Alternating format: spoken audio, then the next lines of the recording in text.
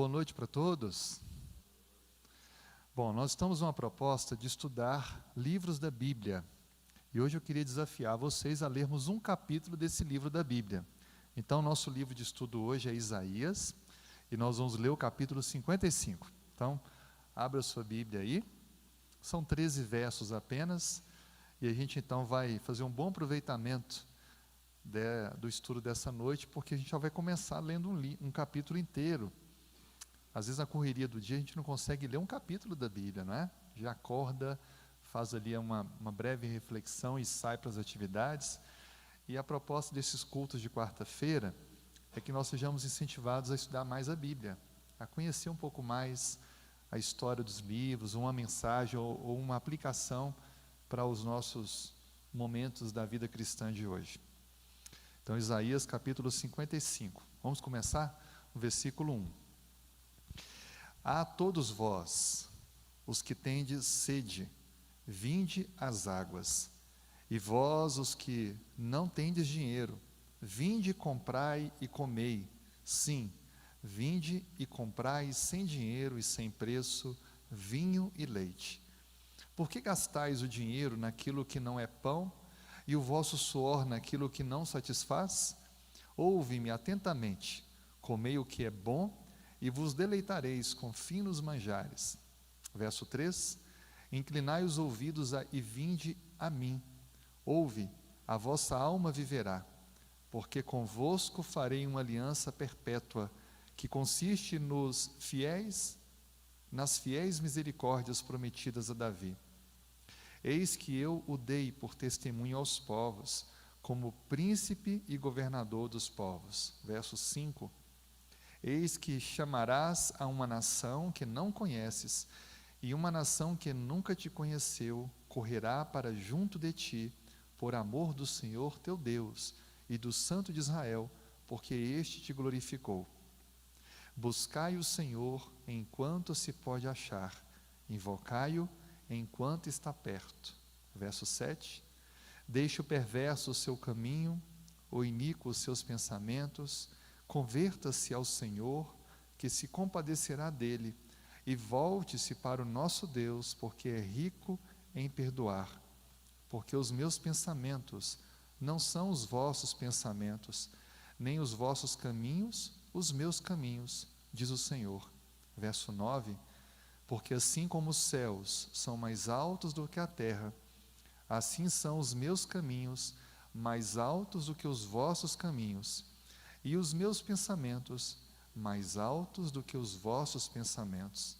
Porque assim como descem a chuva, a neve dos céus, e para lá não tornam, sem que primeiro reguem a terra e a fecundem, e a façam brotar para dar semente ao semeador, e pão ao que come.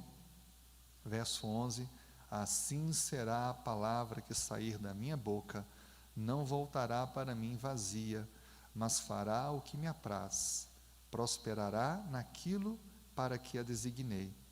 Saireis com alegria e em paz, sereis guiados, os montes e os outeiros romperão em cânticos diante de vós, e todas as árvores do campo baterão palmas. Em lugar do espinheiro crescerá o cipreste, e em lugar da sarça ardente crescerá a murta, e será isto glória para o Senhor, e memorial eterno que jamais será extinto. Esse é o capítulo 55 de Isaías. Esse é um livro extraordinário, né? O livro de Isaías traz grandes lições, mas eu escolhi para a gente refletir no capítulo 55. Um capítulo que traz para nós lições muito especiais. Isaías foi um profeta que viveu entre o 7º e o 6º século antes de Cristo.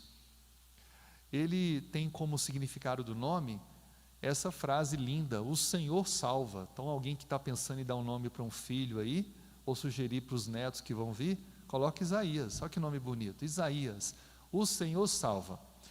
E o tema central do livro de Isaías é a salvação. Se a gente lê os 66 capítulos do livro, eles abordam justamente a ação de Deus para salvar o homem, a apresentação do Messias que viria e o plano de salvação que é revelado. Aliás, O Novo Testamento, ele cita de toda a Bíblia mais Isaías do que outros livros. Isaías é o livro mais citado pelos discípulos e os apóstolos. É o livro mais mencionado. O próprio Cristo, quando levantou-se para ler na sinagoga, ele leu que livro? Isaías. Então você percebe que é um livro muito importante, uma atenção divina é dada a esse livro, para que ele pudesse ser lido, estudado e compreendido. Isaías. O eunuco que voltava de Jerusalém, lia que livro? Isaías. E Filipe foi lá, guiado pelo Espírito, para poder explicar a ele. Então Isaías, de fato, é um livro muito, muito especial. Essa imagem bonita de Aleijadinho, que ele fez a estátua, aí na cidade de Minas Gerais, né, a cidade de Congonhas, ela ilustra bem esse personagem que a gente não tinha foto, né, como registrar, de como poderia ser o profeta Isaías. Mas olha que interessante, Isaías, ele foi contemporâneo de outros 2 profetas, ele não viveu o ministério profético sozinho. Ele foi contemporâneo de Miqueias e Oséias, que são 2 livros pequenos, do finalzinho do período chamado Velho Testamentário, antes de Cristo. E eles compartilharam de lutas, perseguição política por causa das mensagens de Deus que eles davam a lideranças. E Isaías, ele teve momentos de troca de experiências com esses outros 2 profetas. No período dele como profeta, é importante entender quem reinava. Lembre que o reino estava dividido, a parte norte, Israel, e a parte sul, Judá. Os reis do norte foram Uzias, Acás e Manassés. E esse último matou Isaías, segundo a tradição judaica, cerrado ao meio. Os reis do sul foram Jotão e depois Ezequias. E Isaías traz mensagens para cada um deles. Ao longo do livro, ele dá recados, advertências, exortação, chama a atenção desses 5 diferentes reis.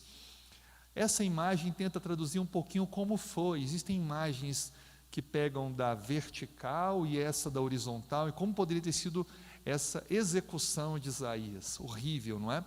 E esse relato é contido também no capítulo 11 de Hebreus, que é mencionado que pela fé, alguns foram cerrados. Então é uma referência possivelmente a Isaías. Então é bíblico, não é apenas uma tradição. De fato, profetas foram mortos de maneiras cruéis, como Isaías cerrado ao meio. Outra coisa importante, o livro de Isaías é conhecido também como uma mini-bíblia.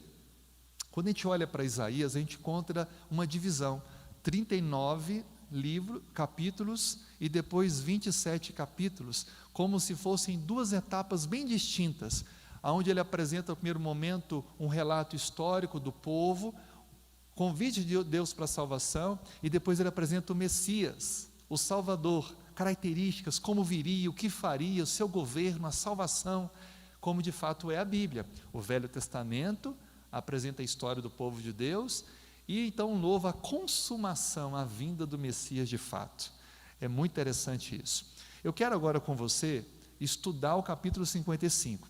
É bom estudar a Bíblia e entender o que a gente está lendo. Então, a propósito desses minutinhos que a gente tem agora, é a gente entender um pouquinho esse capítulo 55. Vamos voltar para ele então? O primeiro verso diz assim: todos vós que tendes sede, vinde às águas, e vós os que não tendes dinheiro, vinde comprai e comei. Sim, vinde e comprai sem dinheiro, sem preço, vinho e leite. Quem está falando aqui é Deus, por intermédio do seu profeta Isaías. É o próprio Deus que está fazendo um convite para as pessoas. Esse aqui é o chamado convite da salvação. É um convite para receber o perdão. E esse convite é interessante, porque ele é feito como se Deus fosse um mercador, um vendedor de água. Havia nos tempos bíblicos, antes de Cristo, muito disso, e até no tempo de Cristo. Haviam alguns jovens que andavam com algo pendurado às costas, vendendo água nas cidades mais maiores, que recebiam turistas ou viajantes, e ele andava gritando: quem quer água, quem quer água? Era como se fosse alguém no sinal de trânsito hoje, com aquela caixinha de isopor, vendendo água gelada. Era assim. E esses cantis, eles armazenavam a água com temperatura mais agradável para se tomar sobre aquele clima bem quente. Deus, então, usa essa figura de linguagem de um vendedor de água, de um vendedor de alguns itens de alimento ali, chamar também o vinho, é mencionado o leite, e ele fala com o povo: ei, venha, venha, você que está com sede, você que está sedento, venha e compre essa água. É interessante notar que essa declaração de Deus mostra que, ao mesmo tempo que tem-se um preço para pagar, porque comprar é porque tem um preço, menciona no final do verso: compre, mas sem dinheiro. Espera aí, parece que está errado aqui, não é? Como é que eu vou comprar sem dinheiro? Então não é comprar, é só doação.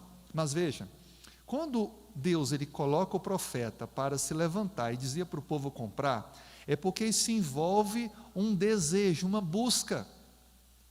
Tudo aquilo que é dado de graça, a gente não dá valor. Então Deus está falando assim: olha, eu tenho algo que ninguém pode te oferecer.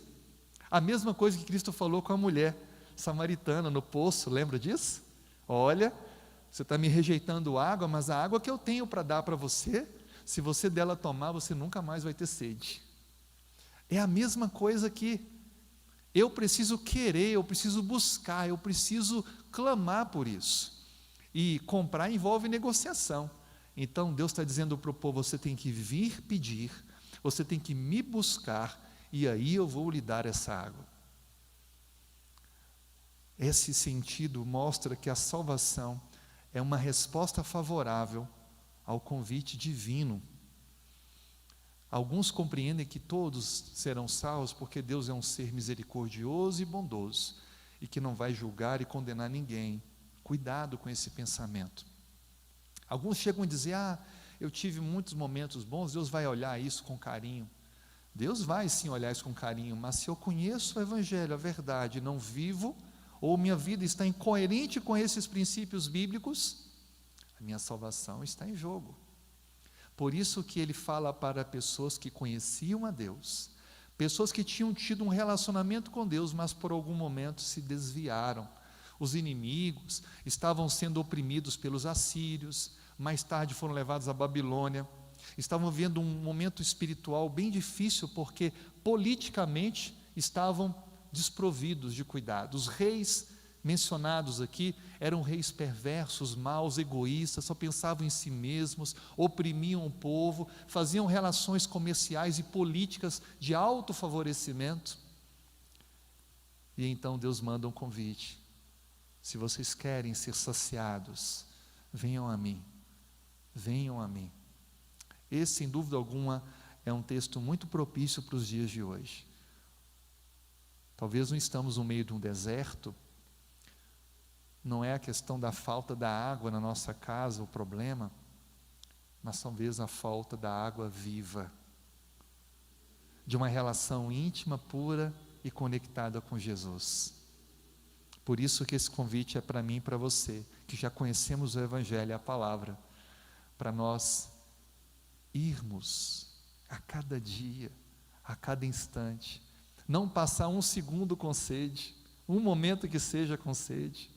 A gente precisa estar saciado constantemente com essa água viva, que é Cristo, o nosso Salvador. Por isso esse convite, essa oferta de Deus, ela é tão aplicável para nós hoje, como foi para o povo há 700 anos antes de Cristo. Um tema muito importante desse primeiro verso é que a salvação, ela sempre foi alcançada mediante a fé. Quando o Pai, através de Isaías, fala com as pessoas assim: olha, venham e comprem dessa água, porque vocês serão saciados, ele está dizendo assim: não são suas obras que salvam vocês, não são seus esforços que darão a vocês os méritos, mas é a água que eu tenho, diz Deus, a oferecer, que vai lhe salvar. Perceba, durante a história da nação de Israel, o povo judeu, muito se pensou com respeito à salvação como se fosse meritória. E infelizmente isso existe hoje, com alguns posicionamentos religiosos no qual as pessoas acham que devem fazer por merecer. Contudo, o que esse convite mostra é que a graça sempre existiu ao longo da história. Deus é o mesmo. Alguns dizem, pensam que a salvação no Velho Testamento foi pelas obras, e no Novo pela graça. É engano. A salvação sempre foi pela graça, e esse capítulo é um convite do Deus da graça, o Deus do amor. Ele não está olhando méritos, obras, feitos de caridade do povo. Ele está convidando o povo como estava, em seus erros, fracassos, em sua imoralidade, em suas debilidades, a virem e receberem gratuitamente, mas irem voluntariamente, porque querem, porque buscam essa água viva. Perceba? Salvação pela graça mediante a fé. Salvação pela graça. O versículo 2 traz para nós uma mensagem que continua com esse convite da graça. Olha o que diz o verso: por que gastais dinheiro naquilo que não é pão, e o vosso suor naquilo que não satisfaz? Ouve-me atentamente, comei o que é bom, e vos deleitareis com finos manjares. Esse verso, ele é um contraste bem marcante entre o que Deus oferece e o que o ser humano pode alcançar. Você percebeu isso? Ele está oferecendo algo e contrastando com aquilo que o homem pode alcançar com o seu trabalho, com o seu dinheiro, com os seus esforços. A gente tem na nossa vida algo muito semelhante ao que o povo de Israel viveu naquele tempo. Isaías foi um profeta que pregou por mais tempo no reino do sul. Ele ficou mais tempo na parte sul, o reino de Judá. O reino do norte já havia sido dominado pelos assírios. E ele fala agora para pessoas que estavam vendo o inimigo aproximar, as lutas, e tinham ainda oportunidade de entregar a sua vida a Cristo, ao Salvador. E é por isso que ele fala assim: olha, uma vida fora dos planos de Deus é uma vida de fracasso. A nação está sofrendo, o reino do norte está sofrendo, e nós aqui vamos sofrer pelas pessoas que estavam à frente e escolheram um plano pessoal e não um plano divino. Toda vez que a gente escolhe um plano de vida que destitui Deus, que elimina o agir de Deus, a sua palavra, os seus princípios, estamos caminhando para a derrota. E essa derrota, segundo a Bíblia, é a morte eterna. Um sofrimento aqui e a perda da continuidade pela eternidade. Deus novamente chama a atenção das pessoas nesse texto, e Ele fala para elas assim, ó: ouçam a minha voz. Você vê que Ele repete, Ele enfatiza isso: ouve-me atentamente. É como um pai carinhoso, está falando: meu filho, para um pouquinho o que você está fazendo, olha para mim, olha o que eu estou te dizendo, para um pouquinho aí. É como se as pessoas estivessem correndo de um lado para o outro, muito ocupadas, atarefadas. Ele fala assim: pare um pouquinho, eu tenho algo importante para te falar, algo necessário para você. Por isso que a alegria de Deus é ofertar para os seres humanos a sua salvação, mostrando que só há salvação, alegria, satisfação no seu plano. Às vezes a gente corre atrás de tantas coisas, não é? A gente acha que precisa de algo, daquilo, disso e assim por diante. A gente corre, se esforça, trabalha, junta recurso para pagar algo, mas que não vai satisfazer nunca. Nunca vai se satisfazer. Pessoas que têm tudo são vazias, cada vez mais, porque não há como preencher esse vazio que temos dentro de nós, porque ele é do tamanho de Deus. Só Deus pode preenchê-lo. Por mais bem-sucedido que seja uma pessoa, por mais bem colocada profissionalmente ela esteja, ela nunca vai conseguir preencher, nunca vai se satisfazer, a não ser quando se coloca nas mãos de Deus e aceita os planos de Deus para a sua vida pessoal. O verso 3 traz para nós mais um recado. Olha o que diz a Bíblia: inclinai os ouvidos, vinde a mim, ouve, e a vossa alma viverá, porque convosco farei uma aliança perpétua, que consiste nas fiéis misericórdias prometidas a Davi. Aqui tem muita coisa para aprender. Resumindo o que está sendo falado aqui: A bênção de ouvir a voz de Deus, e não a sua, e não a do mundo que você vive, é a eternidade. Percebeu isso? Ou eu ouço a minha voz e a voz do mundo que eu vivo, ou eu ouço a voz de Deus. Se eu ouço a voz de Deus, eu recebo a vida eterna. Esse é o benefício. É uma questão de escolha. Que voz você quer ouvir? Qual é a voz que você vai dar atenção? Esse texto enfatiza a aliança feita com o seu povo desde os tempos antigos. E um personagem chave aqui, o rei Davi, que mostra a aliança de Deus feita com Davi e a sua casa perpetuamente, que é um prenúncio de onde viria o Messias. Veja que Isaías, Deus está usando Isaías para começar a preparar o caminho, para deixar bem claro quem seria o Salvador e de onde ele viria.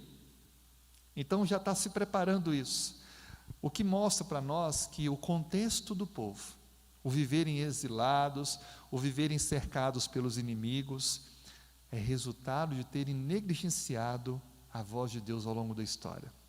Deus não queria que o seu povo passasse por aquela humilhação, de forma alguma.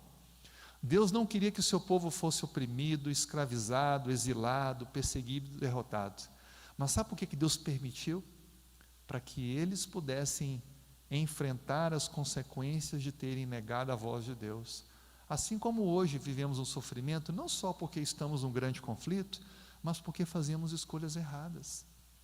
Deus não pode passar a mão na cabeça e eliminar as consequências, porque nós não vamos aprender que fizemos escolhas erradas. É necessário sofrer algumas vezes para entender o caminho que escolhemos. Por isso que o povo estava passando um momento tão difícil, porque escolheram isso, negaram a voz de Deus. Muitas vezes enfrentamos lutas e provas que não estavam no plano de Deus para nós. Não é um crisol que Deus preparou para mim e para você, mas é uma consequência das escolhas erradas que eu e você fizemos. Por isso que essa mensagem é tão importante. Ouça mais a voz de Deus. Não ouça a voz do seu coração enganoso, da sua vontade corrompida. Ouça mais a voz do Senhor, para que você tenha bênçãos aqui e na eternidade.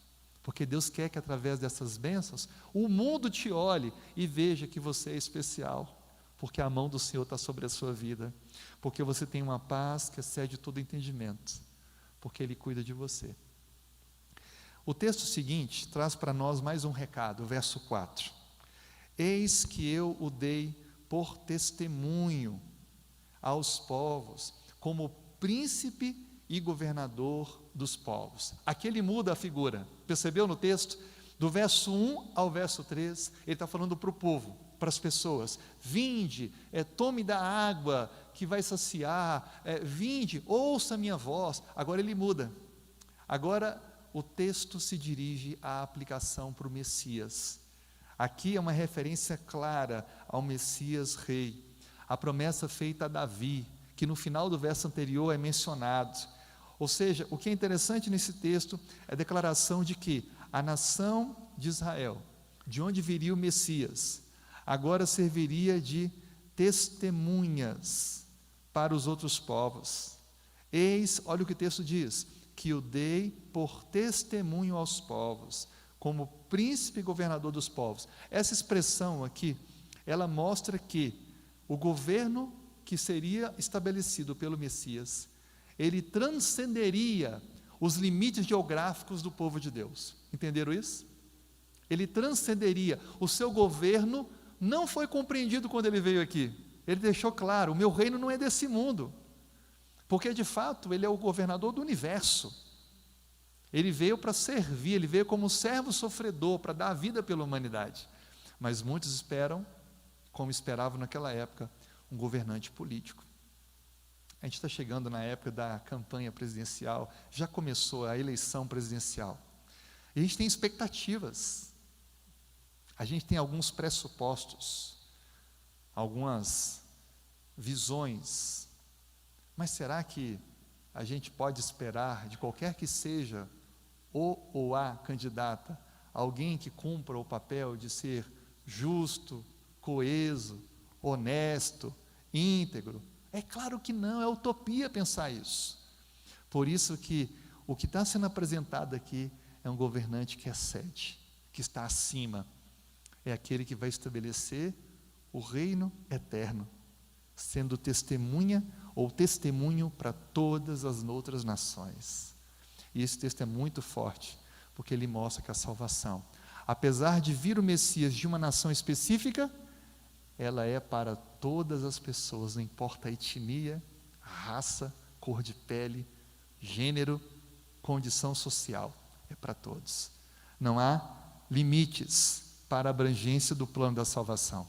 Olha o verso 5, para a gente caminhar para a conclusão, o tempo avançou bem, diz assim: eis que chamarás a uma nação que não conheces, a uma nação que nunca te conheceu, correrá para junto de ti, por amor do Senhor teu Deus e do Santo de Israel, porque este te glorificou.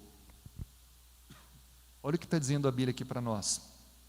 Deus, com a sua misericórdia, com o seu amor, declara que agora, através daquela nação, os outros povos que eles nem conheciam, tornariam-se então, seriam alcançados por essa mensagem salvífica. Ou seja, Deus está dizendo que o seu povo deveria ser um instrumento de salvação, porque no nosso DNA, como povo de Deus, a missão está ali inserida. O texto deixa bem claro para a gente, olha na sua Bíblia: chamarás a uma nação que você não conhece. Qual é a pessoa que você não conhece ainda, mas que Deus quer te usar para levar esse evangelho, para ser uma testemunha, mesmo sem abrir a boca, do amor de Deus, da palavra de Deus, dos princípios do Senhor? Você está entendendo isso?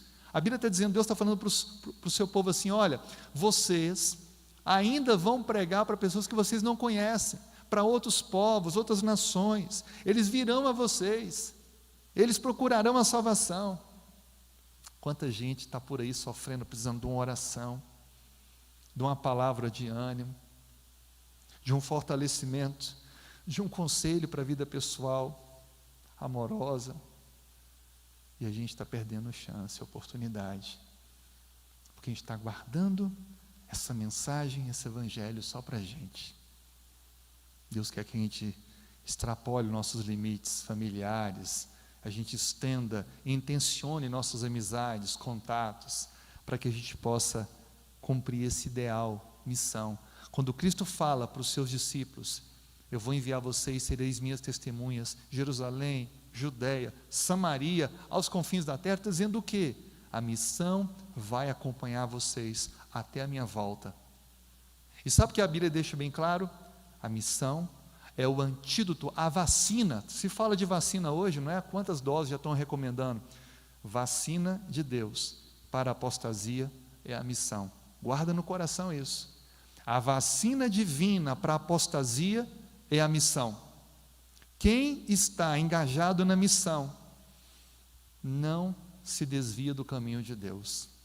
Quem vive a pregação do Evangelho, quem compartilha, pode ter fraquezas, tropeços, mas ele é erguido pela graça divina, avança firme, olhando para aquele que é o autor e consumador da nossa fé.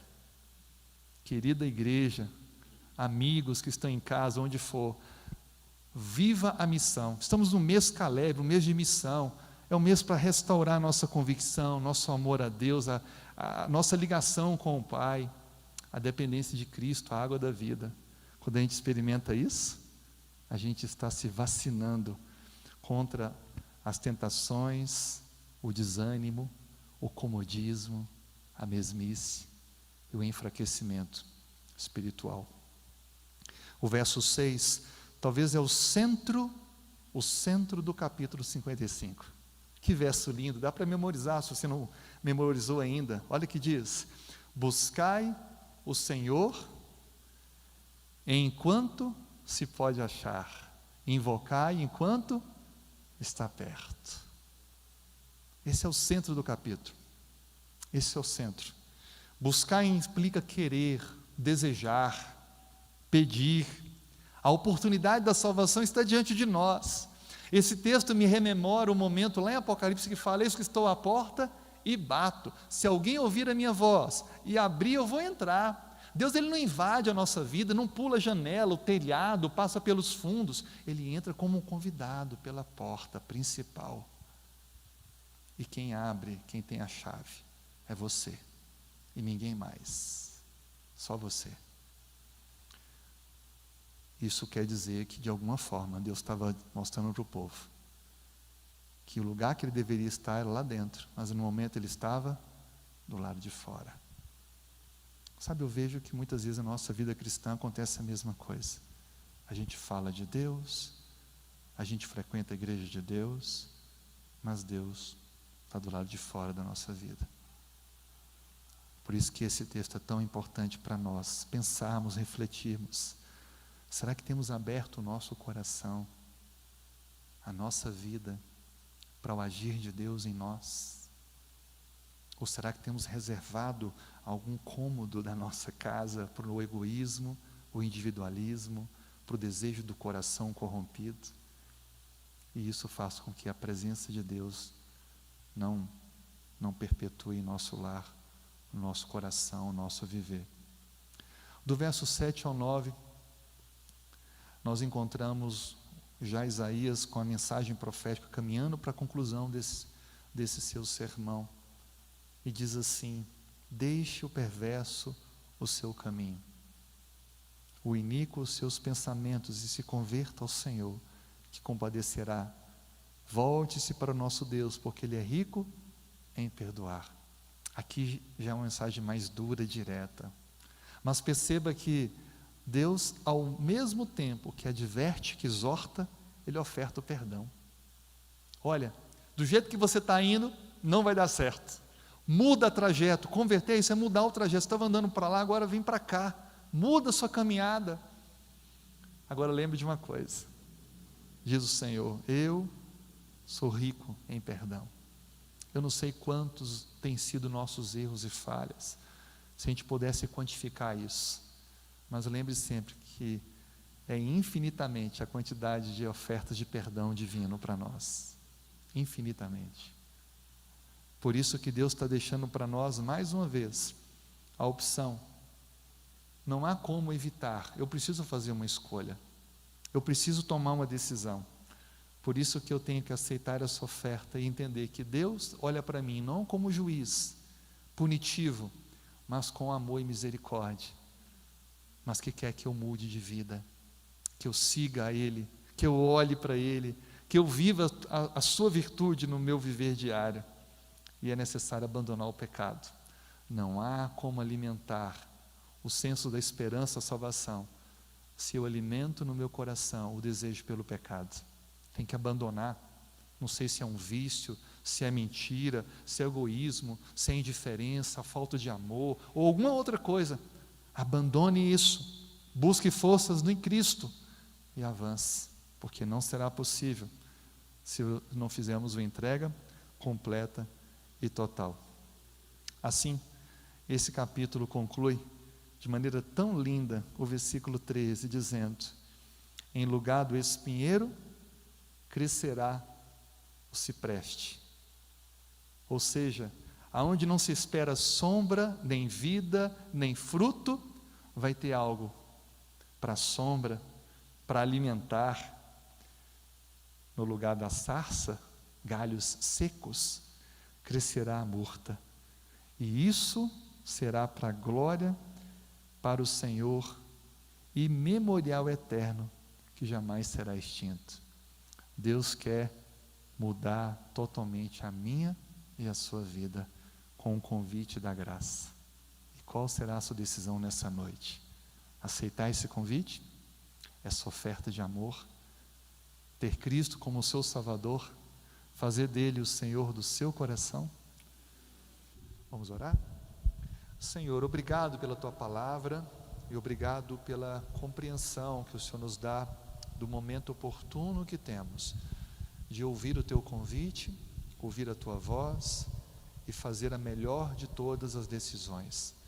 Transforme-nos, produza essa conversão em nós e nos habilite a sermos instrumentos de salvação para que Cristo volte logo. Oramos pedindo que nos despeça em paz, dê-nos um bom retorno aos nossos destinos e nos dê uma continuidade de semana sob teus cuidados, em nome de Jesus. Amém.